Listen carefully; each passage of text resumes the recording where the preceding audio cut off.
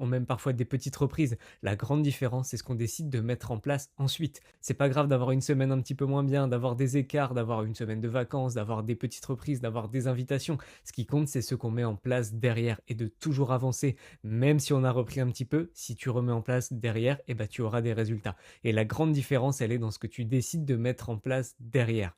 Est-ce que tu continues de passer à l'action? Est-ce que tu passes à l'action? Est-ce que tu mets les bonnes choses en place? Et c'est là où ça va faire toute la différence. Parce que si tu abandonnes, tu n'atteindras jamais tes objectifs et tu seras en train d'ancrer un schéma de je mets des choses en place, puis j'abandonne, je remets des choses en place, puis j'abandonne. Alors que si tu n'abandonnes jamais, même s'il y a des petits écarts, même si c'est un petit peu plus long, eh ben, tu vas finir par atteindre tes objectifs. Et puis tu vas être enfin réellement fier de toi parce que tu n'auras pas abandonné, même si ça aura pris un petit peu plus de temps, tu seras allé au bout de tes objectifs et surtout, tu auras réussi à les atteindre.